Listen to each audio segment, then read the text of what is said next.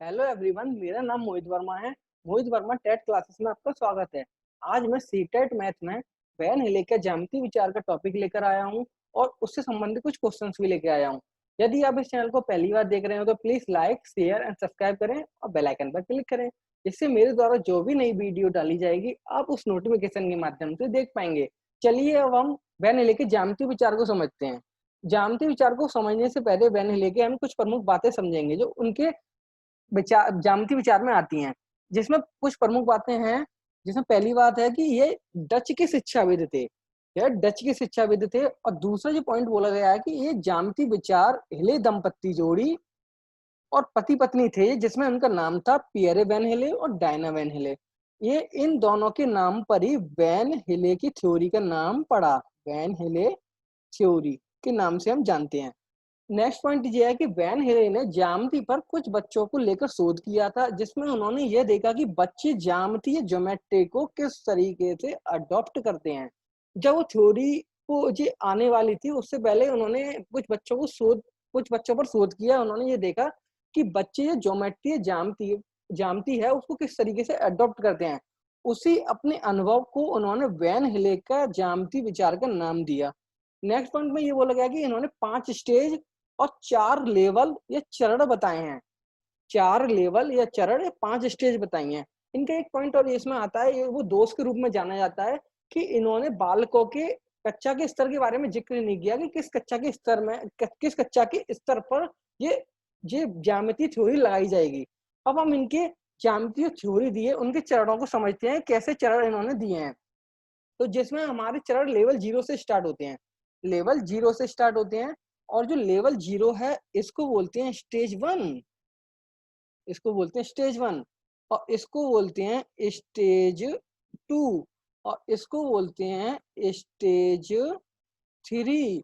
इसको बोलते हैं स्टेज 4 और इसको बोलते हैं स्टेज 5।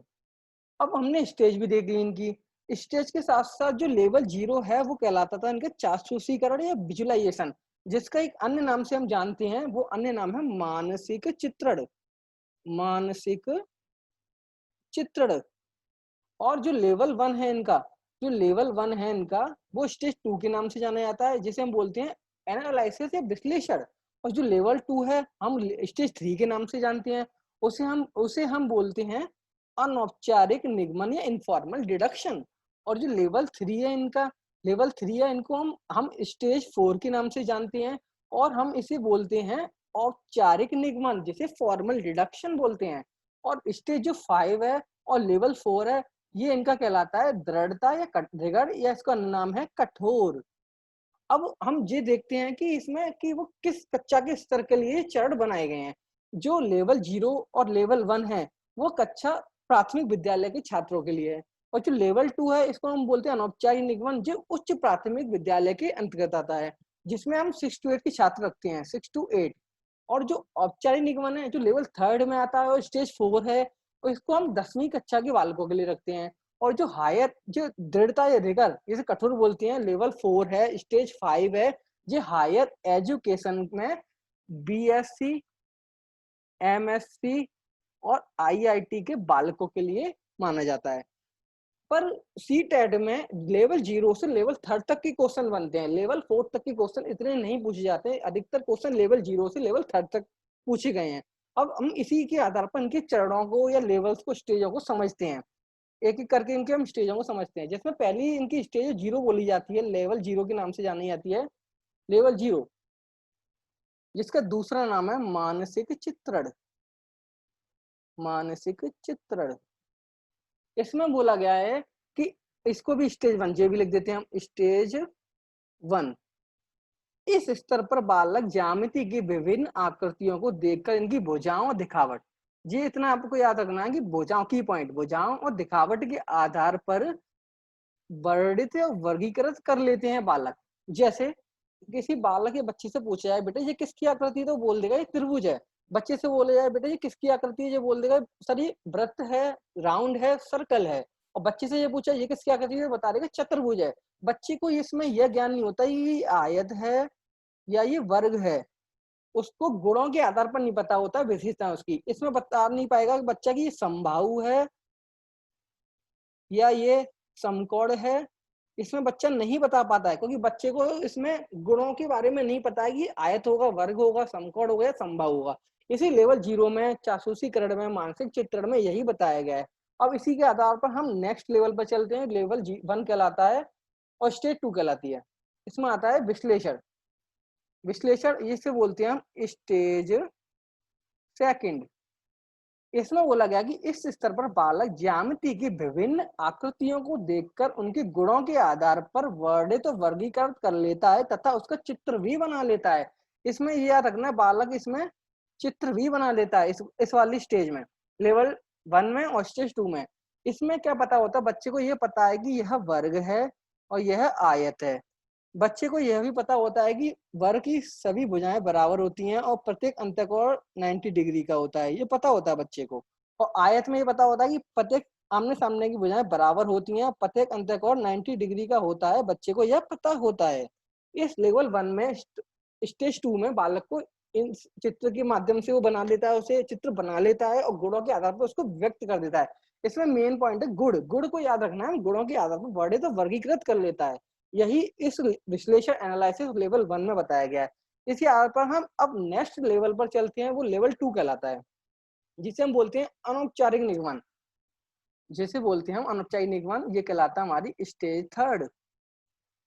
इसमें बोला गया कि इस स्तर पर बालक ज्यामिति की विभिन्न आकृतियों को देखकर उनको भाषाई आधार पर परिभाषित कर लेता है, भुजाओं व विकर्ण को स्पष्ट रूप से समझकर आकृतियों में अंतर कर लेता है और सूत्र भी बना लेता है। आकृतियों में अंतर कर लेता है, सूत्र भी बना लेता, पर एक चीज नहीं कर पाता बच्चा, इसको सिद्ध नहीं कर पाता।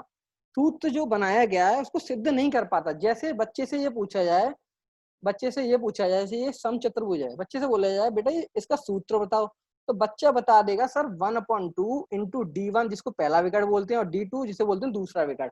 अब बच्चे से ये बोला जाएगा कि बेटा इसे सॉल्व करना और सिद्ध करके बताओ, सॉल्व सिद्ध करके बताओ आप, तो बच्चा इसको सिद्ध नहीं कर पाएगा क्योंकि लेवल 2 में वो सूत्र बना लेता है, आकृतियों में अंतर कर लेता है, परिभाषित कर लेता है, परंतु सिद्ध नहीं कर पाता ये किस तरीके से आया है। यही लेवल 2 में बताया गया है। इसी तरीके से हम नेक्स्ट लेवल पर चलते हैं। नेक्स्ट लेवल हमारा कहलाता है लेवल 3, औपचारिक निगमन कहलाता है। औपचारिक निगमन, औपचारिक निगमन में क्या बोला गया है, इसमें बोला गया है ये कहलाती है हमारी स्टेज 4। इस स्तर पर बालक ज्यामिति की विभिन्न आकृतियों को देखकर उनकी परिभाषा बनाने में और प्रमेय उपप्रमेय अंतर करने में योग्य हो जाता है। आकृतियों को अपने तर्क के द्वारा सिद्ध भी कर लेता है। इसमें जैसे जैसे ये डायग्राम है, इसको हम बोलते हैं समचतुर्भुज।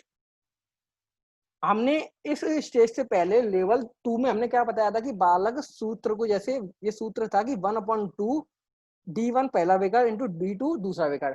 हमने बोला था बालक से बेटा इसको सिद्ध करो, बच्चा उसमें सिद्ध नहीं कर पाता था। इसमें सिद्ध ऐसे कर लेगा, इसमें सिद्ध कैसे करेगा, इसमें बोलेगा बालक कि यह जो विकर्ण एक बिंदु पर काटते हैं, समकोण पर काटते हैं, समकोण हो गया, तो बालक को पता है इसमें 4 इसको समकोण दिख रहे हैं, इसमें इस डायग्राम में से 4 समकोण दिख रहे हैं, तो वो बोलेगा, वो ये करेगा कि एक समकोण त्रिभुज का क्षेत्रफल निकाल के 4 से गुणा कर देगा, क्योंकि यह सर्वांग त्रिभुज है। सर्वांग त्रिभुज का क्षेत्रफल समान होता है, इसलिए बालक इसमें इसको सिद्ध कर लेता है, इस लेवल 3 में, स्टेज 4 में बालक अपने तर्क के द्वारा इसको सिद्ध कर लेता है, परिभाषा बनाने और प्रमेय में आदि में अंतर करने के लिए योग्य हो जाता है। और जो ये स्टेज बोली गई है, ये 10वीं कक्षा के बालकों के स्तर के लिए अनुकूल मानी जाती है, लेवल 3 एंड स्टेज 4। अब इसी के आधार पर हम इसकी अंतिम स्टेज पर या अंतिम लेवल पर चलते हैं, जिसको हम बोलते हैं दृढ़ता या कठोर। इसको बोलते हैं हम कठोर, इसको बोलते हैं हम स्टेज 5। इसमें बोला गया है कि यह वैन हिले के अनुसार सबसे उच्च स्तर माना गया है, सबसे उच्च स्तर, जिसमें बच्चे आकृति के नियमों और प्रमेय का प्रयोग अमूर्त समस्याओं में भी करना सीख जाते हैं।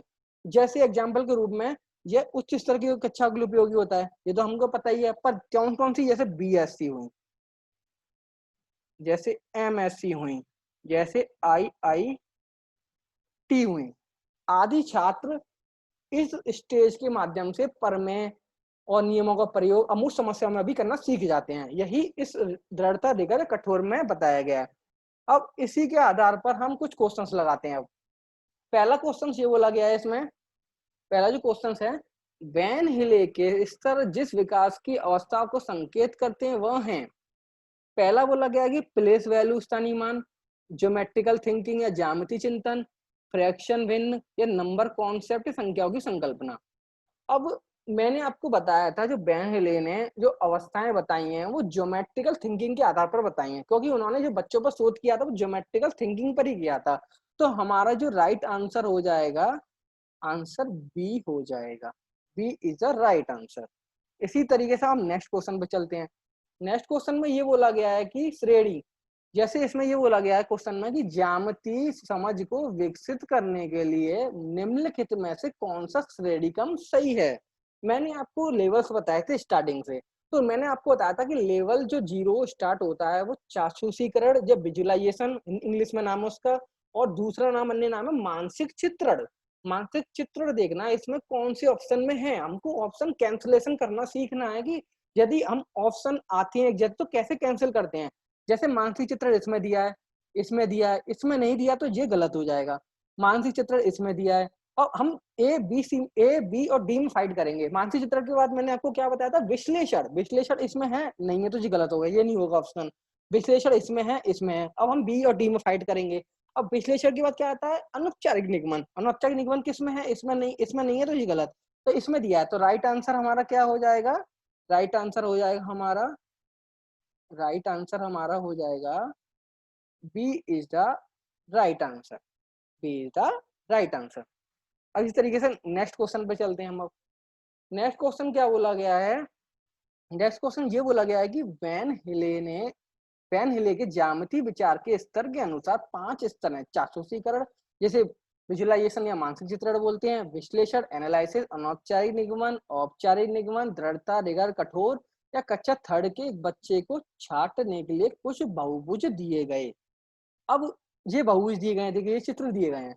अब वह भुजाओं की संख्याओं के आधार पर बहुभुज को वर्गीकृत करता है। यह बच्चा वैन हिले के ज्यामिति विचार के किस स्तर पर है। मैंने आपको बताया था, इसमें की पॉइंट देखो आप, इसमें की पॉइंट क्या है, भुजाओं की संख्याओं के आधार, मैंने बोला था भुजाओं और दिखावट के आधार पर।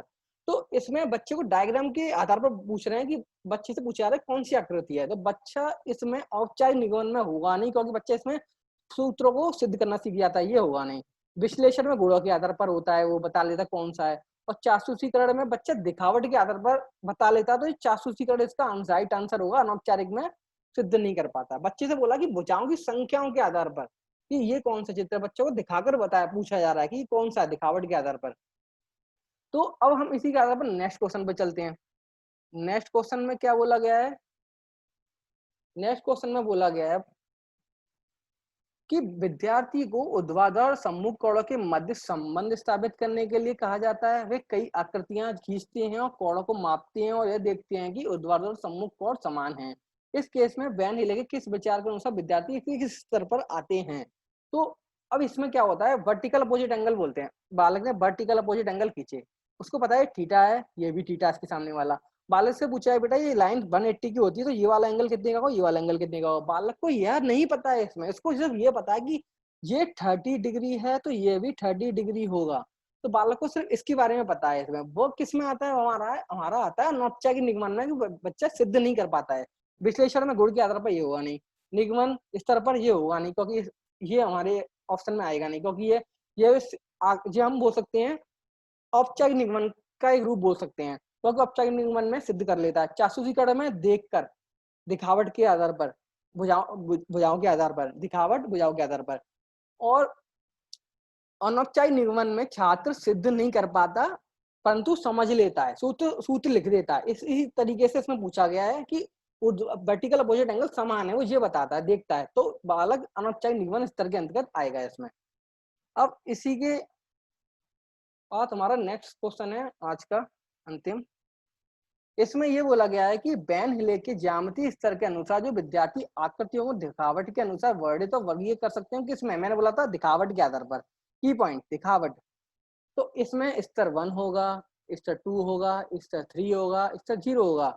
इसमें कुछ करना ही नहीं, दिखावट और 0 के आधार पर हमने बताया था कि मानसिक चित्रण है इसका आंसर, क्योंकि दिखावट और बुझाव के आधार पर यही है, ये सिद्ध कर लेता है, इसमें सिद्ध नहीं कर पाता, इसमें गुण के आधार पर। तो हमारा राइट आंसर हो जाएगा D is the right answer. तो इसी तरीके से मैंने आपको आज वैन हेले के थ्योरी के बारे में बताया, उससे संबंधित कुछ क्वेश्चंस भी कराए। और यदि ये वीडियो आपको अच्छी लगी हो तो please like, share and subscribe करें।